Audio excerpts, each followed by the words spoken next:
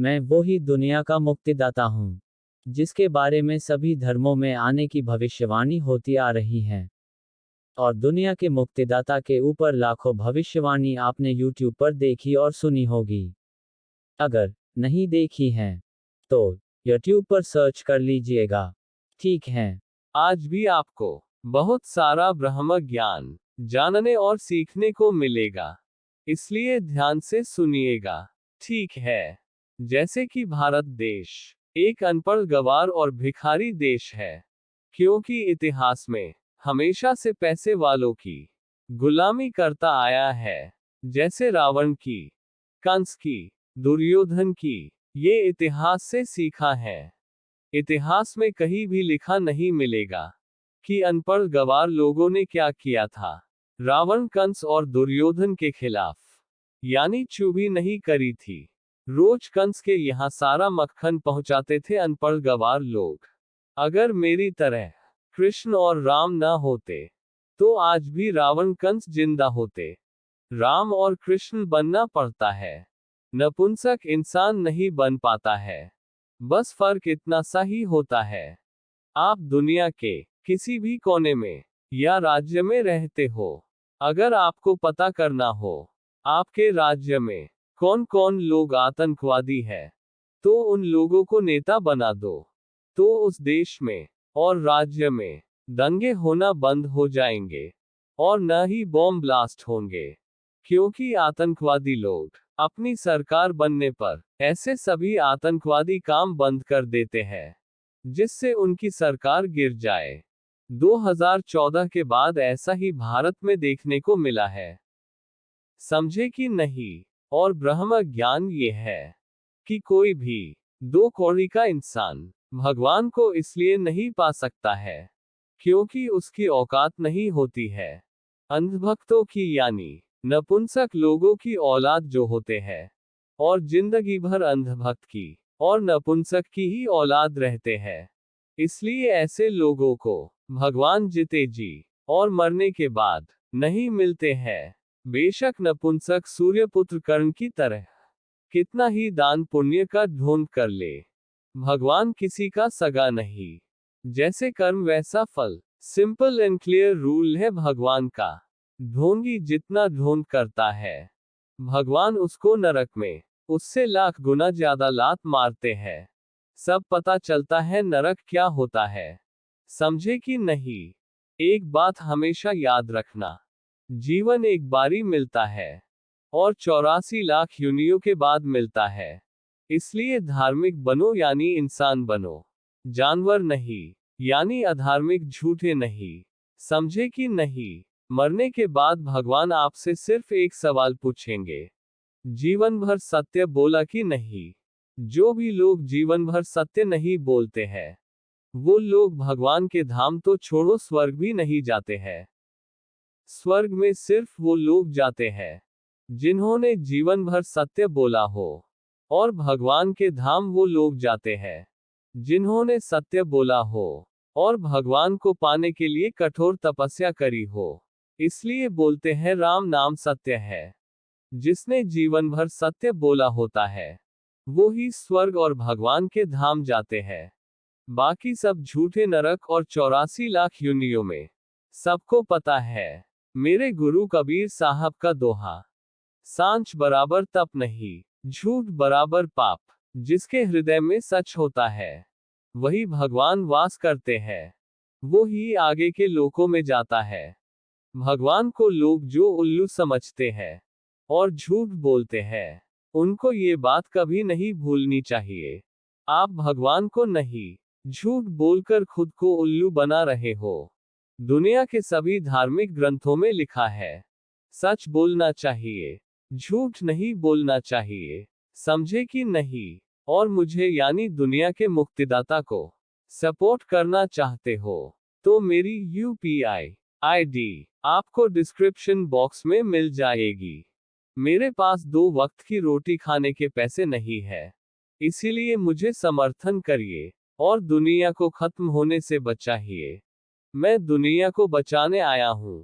अब दुनिया को बचना है, तो मुझे समर्थन करो, वरना नरक में सड़ना है। तो मत करना। इसमें मेरा नहीं आपका ही नुकसान है। भगवान ने बुद्धि दी है, तो इसका इस्तेमाल करो। नपुंसक मत बनो। दो कोड़ी के नेताओं और ढोंगी साधु संतों के आगे। जिस दिन मैं दुनिया का मुक्तिदाता साबित हो जाऊंगा, तो उस दिन से सभी धर्म के लोग मुझे अपने अपने धर्म का अवतार बताएंगे। तब मैं उस धर्म को नहीं अपनाऊंगा जिन्होंने मुझे शुरू में समर्थन नहीं करा था। तब उन सभी धर्मों का अंत हो जाएगा, जिन जिन धर्मों को मैं नहीं अपनाऊंगा। समझे कि नहीं? 4 जून 2024 को पनौती के पीएम बनते ही कलियुग के अंत की शुरुआत हो जाएगी। यानी दुनिया के सभी पापियों के अंत की शुरुआत हो जाएगी। यानी महाभारत 2.0 शुरू हो जाएगी। आपको मेरी यानी कृष्ण की तरफ खड़ा होना है, या दुर्योधन की तरफ।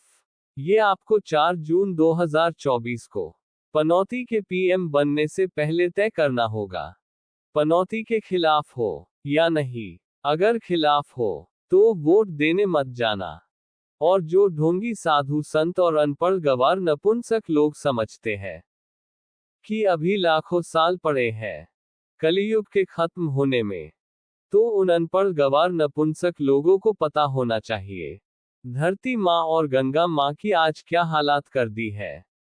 दो कोड़ी के नेताओं ने 500 रुपए में वोट बिक जाता है और नेता भी बिक जाता है। खुले आम 500 रुपए में लड़कियां नंगापन दिखा रही है और अपना जिस्म बेच रही है। आज लाखों द्रौपदी तड़प रही है। तुमको दिख नहीं रहा है न्यूज और मोबाइल में। अंधे धृतराष्ट्र की औलाद हो या उसके सेवक। 4 जून 2024 को उल्टा करो। 420264 यानी 4,20,264 साल बीत चुके हैं कलियुग को। ये पुराणों की कोडिंग वाली भाषा है, जिसको मैंने यानी दुनिया के मुक्तिदाता ने डिकोड कर दिया है। वैसे अनपढ़ गवार नपुंसक अंधभक्त लोगों की औकात नहीं होती है कि वो पुराणों में और धार्मिक ग्रंथों में लिखे ब्रह्म ज्ञान को समझ सके। यानी धार्मिक ग्रंथों में ब्रह्म ज्ञान आम भाषा में यानी सीधी भाषा में नहीं लिखा होता है, बल्कि कोडिंग भाषा में लिखा होता है, जिसको सिर्फ मेरे जैसा योग्य इंसान ही डिकोड कर सकता है। कोई पापी अधार्मिक इंसान नहीं। 4,20,264 का अर्थ भी समझाया हुआ है अपनी दूसरी वीडियो में, कि यही दिन क्यों चुना महाभारत 2.0 को शुरू करने का, उसको भी डिकोड किया हुआ है। उस वीडियो का लिंक डिस्क्रिप्शन बॉक्स में मिल जाएगा, जैसे ही वो वीडियो अपलोड हो जाएगी। ठीक है, अगर महाभारत 2.0 को शुरू नहीं करवाना चाहते हो, तो अब की बार ईवीएम हैक नहीं होनी चाहिए। अगर हुई, तो फिर मत कहना मौका नहीं दिया था। अगर ईवीएम हैक ना हुई, तो 5 गांव तो बच जाएंगे पनौती जैसे लोगों के हाथों में जाने से। जिन 5 गांव में धर्म का शासन और गाय माता सुरक्षित रह पाएगी, ऐसे 5 गांव मुझे यानी दुनिया के मुक्तिदाता को चाहिए। जहां दुर्योधन जैसे पनौती लोगों को सपोर्ट करने वाले अंधभक्त नपुंसक लोग न रहते हो, वहां द्रौपदी और गाय माता का रेप नहीं होगा। तभी सनातन धर्म बच पाएगा। वैसे दिल्ली उन्हीं 5 गांव में आती थी जो पांडवों ने बसाई थी, जहां दुर्योधन जैसे पनौती लोगों को रहने नहीं दिया जाता था। और दशरथ पुत्र राम जब रावण को मारने जा रहे थे, तो नपुंसक इंसानों ने साथ नहीं दिया था, बल्कि बंदरों ने साथ दिया था। और दुर्योधन का साथ नारायणी सेना ने दिया था, क्योंकि नपुंसक लोग धर्म की तरफ खड़े नहीं होते हैं। सिर्फ शूरवीर लोग ही धर्म की तरफ खड़े हो सकते हैं। जो भी लोग आज पनौती के खिलाफ बोलने से डरते हैं, वो सब लोग जानवर और नपुंसक हैं। उनको महिलाओं की चूड़ियां और साड़ियां पहन लेनी चाहिए, क्योंकि महिलाएं युद्ध में भाग लेने से डरती है, सिर्फ अग्नि में कूदकर मर सकती है। पनौती जैसे दुर्योधन लोगों के खिलाफ बोल भी नहीं सकती है। लड़ना तो बहुत दूर की बात है। ऐसी चुड़ैल और पूतना औरतें ही अधार्मिक बच्चे पैदा करती है, जो दुर्योधन और पनौती जैसे लोगों के नौकर बनकर रहते हैं।